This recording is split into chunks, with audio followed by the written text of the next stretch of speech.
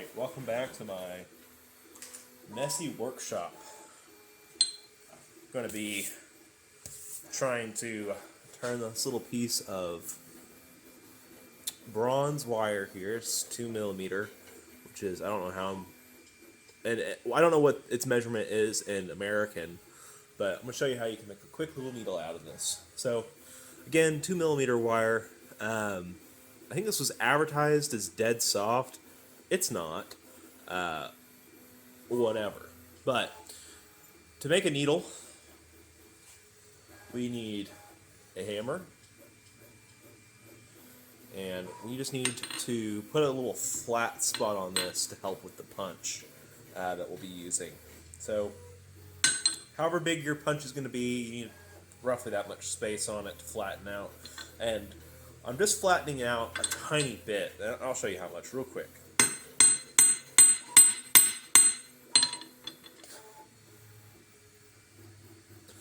I don't want to hammer it too much because it's going to thin out the area of the eye quite a lot, which makes the eye weaker.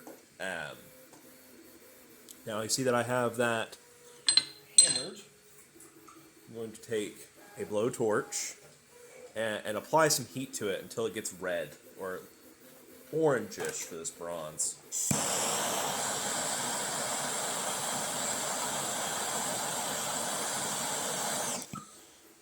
The surface will kind of look waxy whenever it's the heat it needs to be. And the reason we do this is to soften up this material. This punch that I have is very small. So any amount of toughness will really make it impossible for it to punch through. But again, we heat it up because that anneals the bronze here just a tad. And then we have a little hole. I'm going to quench this so I can handle it again. Oh, takes you two.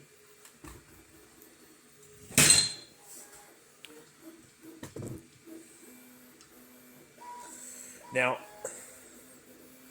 we've got this hole on here,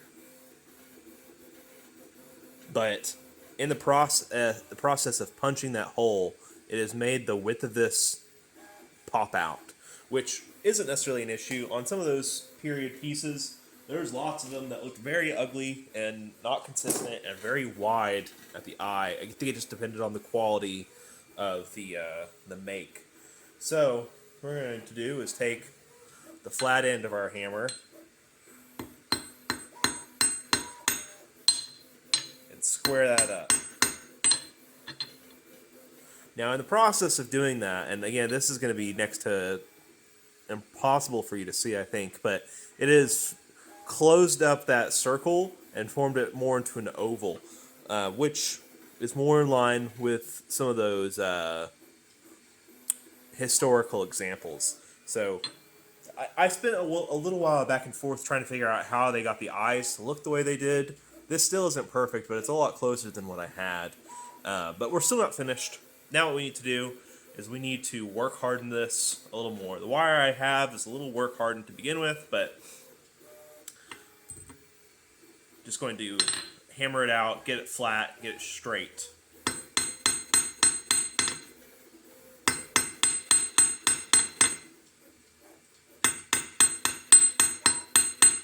And it's important while you're straightening out and work hardening this that you don't hammer on one spot for too long, because it will just flatten it out. And with something so small, unless you have a really good strong grip on it, it'll just roll whenever you try to hammer it the other way. So it's important to not talk while you're hammering, but also it's important to keep it moving, as in changing where you're actually hammering on.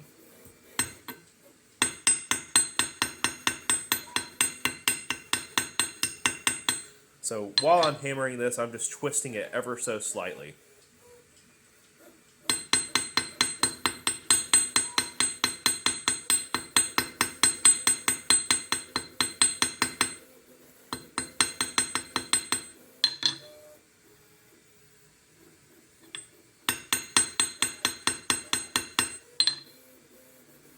And then once it's mostly straight, these things don't have to be perfectly straight, especially for hand sewing. These would not be able to be used in a machine that I'm aware of. Now what we need to do is prep the tip to be sharpened, which once it's work hardened, you could just take it to whatever abrasives you have and get that point onto there. But you can also draw out the end. So I've got a round face on this side.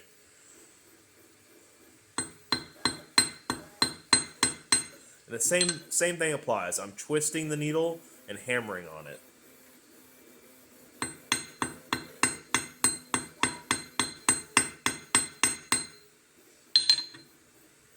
And you'll just keep on doing that until it starts to taper.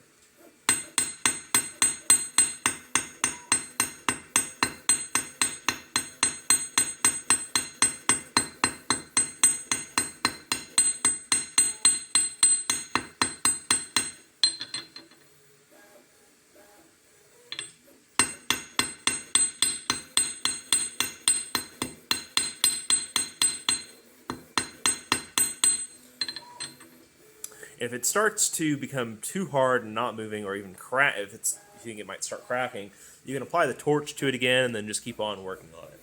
But to me, this is perfectly fine. Now, one step you're going to want to do before any other of the deburring process, before you put the hammer away, is you want to take a very small file or a piece of sandpaper or something and just roll in the eye, just a tad. Now there shouldn't be any burrs on it with with this punch, but that's just to be careful, safe than sorry. And it'll also make it easier for whoever's going to be sewing with it to thread it, because it countersinks that hole a bit. I suppose you could take an actual countersink to the hole before you start flattening or hammering, but either way, this works. Now, we'll go over and sharpen it. Now, this method I'm going to show you to sharpen it is stupid. Don't do this. Just use a file, and I'll show you the safe method too, but I'm making a whole bunch of these right now, and I need some speed with it. So, my favorite tool in the shop, the rusty trusty Warrior angle grinder. Now, I've got a 40 grit sandpaper disc on here, and what I'm going to do is I'm going to turn it on, and then, like I was doing before, roll it on the disc. Watch your fucking fingers. Don't do this.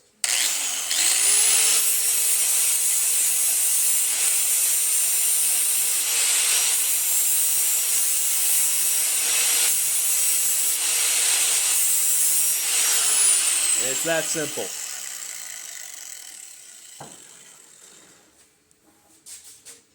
Now, we're not actually quite finished, even though that is sharp enough to make me bleed if I poke myself hard enough with it. Now what we need to do is go over to a wood block and get this profiled in better. Now, any old block will do. You can even take a saw and make a little notch for this to sit into, but really, I find that useless. Now what I'm doing is I'm putting it on there. If you focus, there we go. I'm putting it on there, canting it, and then taking a file to it.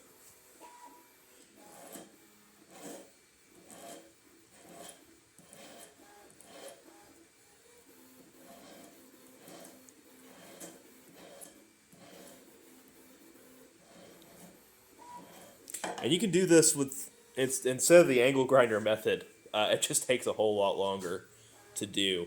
Another method, which I've also had luck with, is taking it and kind of rolling it off on the file, while also twisting it in my fingers at the same time.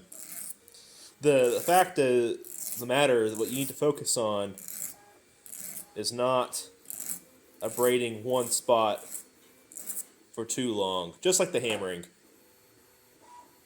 Now we're still not finished with it just yet. Now the next thing I do is polish the needles up with the angle grinder and file. it creates a lot of points to which fabric can snag. So this is like, I think, a 180. Yeah, sanding pad. You don't need, it doesn't need to be a soft sanding pad like this one is, but that's what I got over here. And again, not one spot for too long. I'm rolling it and I'm twisting it. You don't want your a thumbnail to catch anywhere, ideally.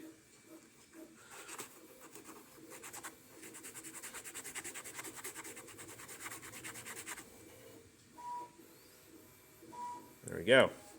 Now, you can use the same pad and clean up the scale off of the bronze. Another alternative method to clean it up and give it a more of a coppered finish than the bronze look is you can actually take salt and vinegar, mix those together to make a pickling sort of concoction, and then put your copper alloyed metal, whatever it might be, come on, in there. And that will bring the copper to the surface of it and also get rid of oxidation, which there's still some of it on there. But you can go through and polish these more. I suggest you do, especially around the tips of them. You want these to be smooth, so that way whenever somebody's sewing with them, they're not catching threads and then yanking them through. But there you go. Pretty easy. So this is where my inspiration comes from. I'm not copying any specific needle on here, but rather making one that is probable for a medieval period. This is the Gilbert Collection, a study collection of artifacts from the medieval ages. And I found this originally looking for information on pins, which we found here. I guess it was on the same one. Trying to figure out some period-looking pins and other Google searches and the likes, trying to make something like this. Still haven't been able to do this, but I have been able to kind of create that pin shape, something almost like this. Again, not copying any specific one, but going through and making a probable one. I noticed that all of these were, or at least from what I noticed, were bronze or iron. And I thought that was a little strange. I was like, well, why would brass not work? And I tried to make some out of brass, but the hull just would not hold up. Not well, anyways. It'd be very, very weak. So I was like, all right, they use bronze, I'll use bronze, which is why I'm using it. And it is tougher. This is my first project I've ever done with bronze, and I can notice the difference. It's stronger. It work hardens easier, sharpens better. I guess it makes sense. There's a reason the tools are made out of bronze and not brass. An alternative resource I got was Dress Accessories, and this is a really fantastic book that I'll make a video on at some other time. They don't I haven't been able to find anything about needles specifically, but this is the best source I've been able to find for pins and buckles and any jewelry pieces, really, that were in common use. So this book here, if you're going to be making these or if you're studying this, excellent resource. And then this was just kind of a reference for what the pins might want to look like.